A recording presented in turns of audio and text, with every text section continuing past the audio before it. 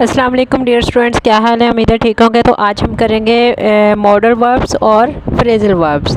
तो वैसे भी आज ये जो वर्ब्स की काइंड्स थी ना, वो लास्ट 2 काइंड्स हैं जो हम करने जा रहे हैं। तो मॉडल वर्ब्स, आइए देखते हैं मॉडल वर्ब्स कौन से होते हैं।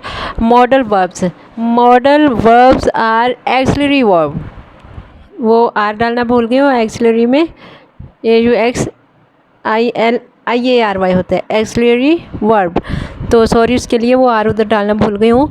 Modal verbs are auxiliary verbs that are used to, जो कि इस्तेमाल किए जाते हैं एक्सप्रेस, ज़ाहिर करने के लिए, एबिलिटीज़, काबिलियत को, पॉसिबिलिटीज़, मुमकिनात को यानी अमकानात को, परमिशंस, किसी परमिशन होता है ना, इजाज़त, परमिशंस, इजाज़त को, एंड ऑब्लिगेशंस, और ज़िम्मेदारियों को।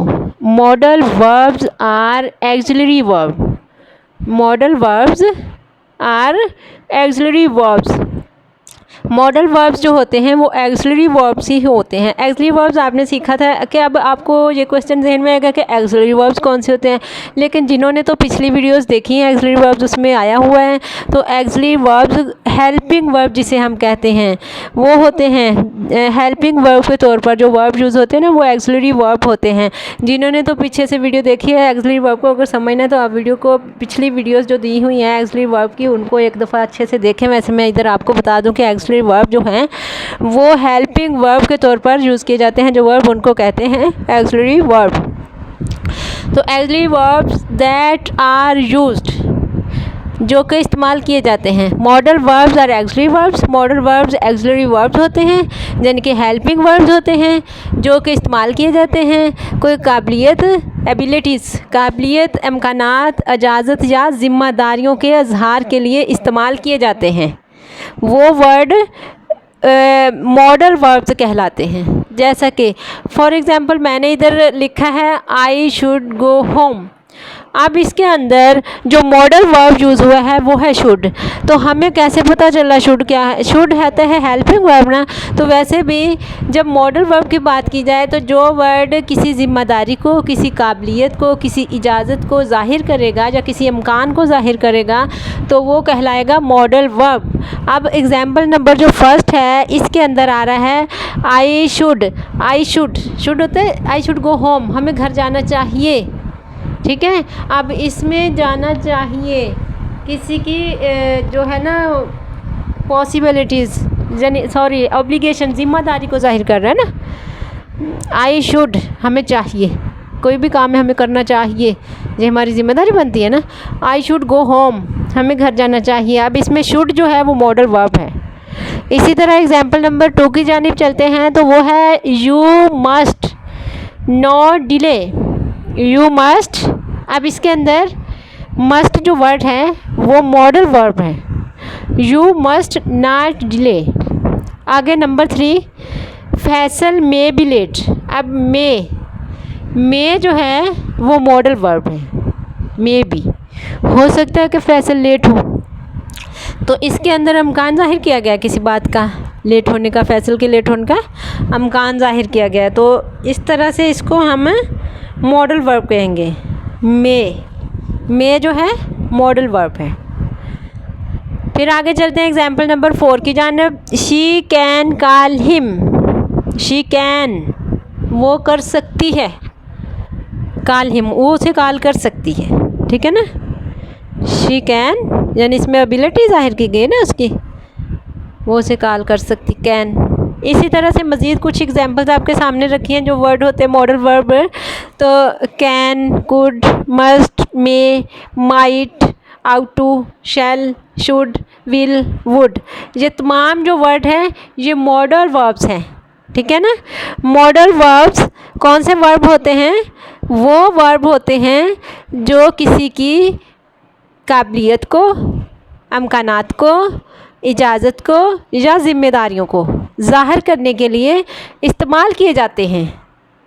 किसी भी सेंटेंस के अंदर जब किसी की काबिलियत को ज़ाहिर करना हो, अमकानात को ज़ाहिर करना हो, इजाज़त को ज़ाहिर करना हो, ज़िम्मेदारी को ज़ाहिर करना हो, तो वो जो वर्ड यूज़ होगा वो मॉडल वर्ब कहलाएगा।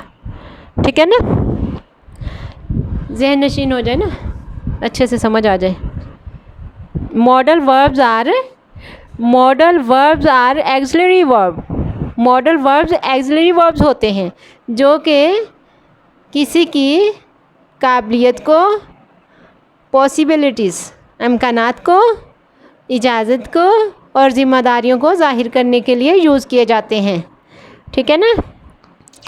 आगे हम अब करेंगे फ्रेज़ल वर्ब्स कि फ्रेज़ल वर्ब्स कौन से होते हैं। तो फ्रेज़ल वर्ब इधर ऐसा ना था, सॉरी इधर ऐसा ना था। फ्रेज़ल PHRASAL,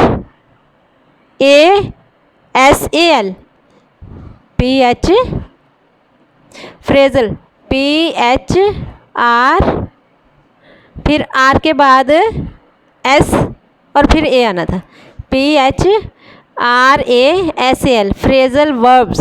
फ्रेज़ल वर्ब्स कौन से होते हैं। Phrasal verb is a multi word. Phrasal verb is a multi word. एक फ्रेज़ल वर्ब जो होता है वो मल्टी वर्ड होता है, यानी कई अल्फाज से बना होता है। Verb made up of a main verb, और फिर वो एक मेन वर्ब बनाता है। And at least one preposition, और उसके साथ कम से कम एक प्रेपोजिशन होती है, और आ पार्टिकल या फिर पार्टिकल होता है that change the meaning of the verb, जो कि वर्ब के मीनिंग यानी कि मानों को बदल देता है from the original verb. Original जो असल में वर्ब होता है उसके मानों में चेंजिंग लाता है जब वो फ्रेज़ल वर्ब बनता है। कैसे है।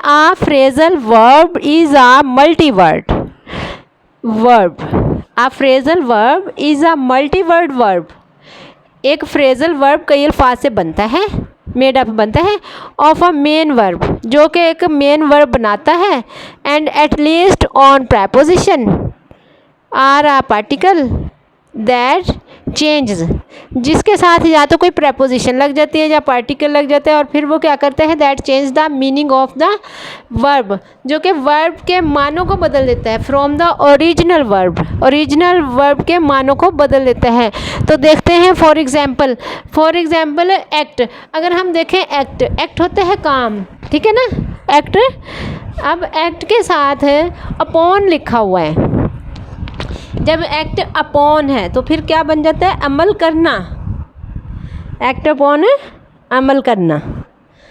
आगे इसी तरह से बैक होता है ना वर्ब, लेकिन बैक के साथ जब आउट लगा है, बैक आउट, ये फ्रेज़ल वर्ब बन गया।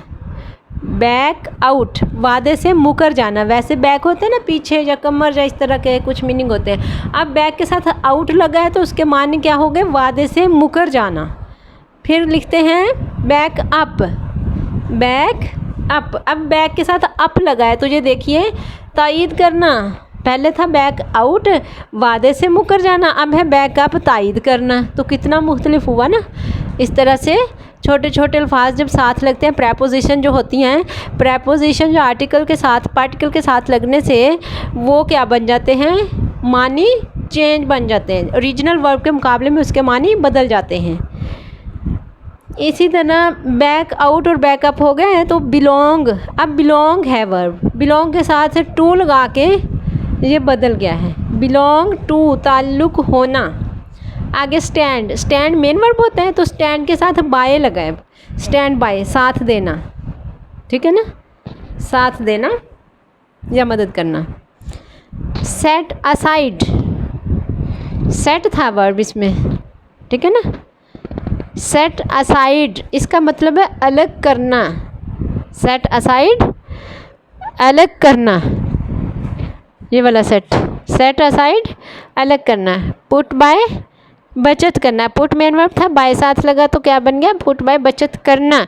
ये होते हैं फ्रेजल वर्ब। ऐसे वर्ब जिनके साथ प्रेपोजिशन या पार्टिकल का इजाफा किया जाए तो फिर वो अपने मानों को भी बदल देता है, तो ओरिजिनल वर्ब से हट के एक अलग से वर्ब बनता है, तो वो कहलाता है phrasal verb.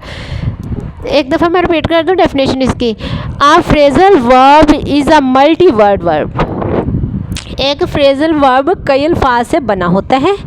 Made up of a main verb, made up of a main verb, जो कि एक मेन वर्ब के साथ, and at least and preposition, एक प्रेपोजिशन के इजाफे से, और a particle that change the meaning of the verb from the original verb, जिसके साथ लगते ही उस ओरिजिनल वर्ब के यानी असल वर्ब के मानी चेंज हो जाते हैं।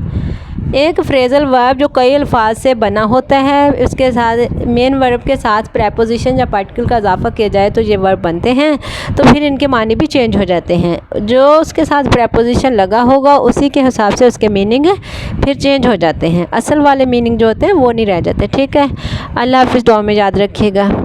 इसी तरह की और मज़ीद वीडियोस देखने के लिए आप मेरे चैनल को सब्सक्राइब कीजिए, तो बेल आइकन को भी ज़रूर प्रेस कीजिएगा, तो आपके लिए हर नई वीडियो इस तरह से आपको मिल सकेगी।